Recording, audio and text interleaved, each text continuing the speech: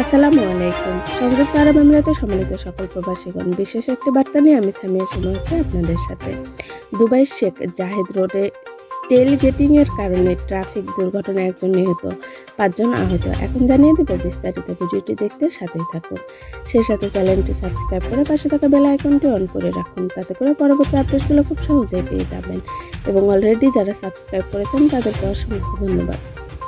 আজ সকালে শেখ মোহাম্মদ বিন জায়েদ রোডে একটি ভয়ঙ্কর ট্রাফিক দুর্ঘটনায় একজন নিহত এবং 5 জন আহত হওয়ার পরে দুবাই পুলিশ জেনারেল কমান্ড জনসাধারণ সদস্যদের ট্রাফিক আইন এবং প্রবিধান মেনে চলার আহ্বান জানিয়েছেন।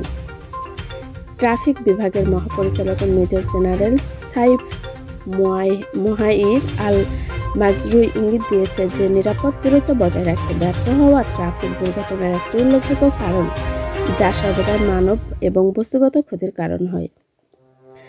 চলতি বছরের শুরু থেকে অধিদপ্তর টেলগেটিং লঙ্ঘনের কারণে 538টি দুর্ঘটনা রেকর্ড করেছে, যার ফলে 10 জনের মৃত্যু হয়েছে এবং 367 জন বিভিন্ন আঘাতে ভুগছে, তিনি নিশ্চিত করেছেন।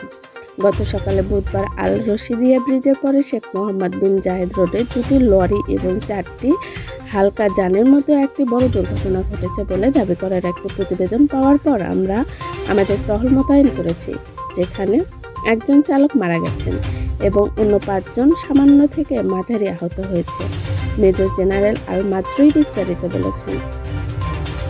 একটি লরি এবং বেশ কয়েকটি হালকা যানবাহনের মতো একটি ছোট দুর্ঘটনার ফলে যানবাহন চলাচল বাধাগ্রস্ত হলে দুর্ঘটনাটি ঘটে।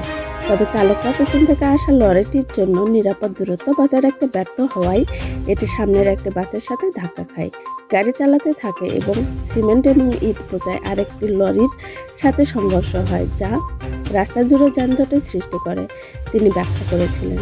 ট্রাফিক বিভাগের মহাপরিচালক উল্লেখ করেছেন যে টেলগেটিং এর শাস্তি হলো একটি 400 দিরহাম জরিমানা এবং 4টি ট্রাফিক ব্ল্যাঙ্ক পয়েন্ট।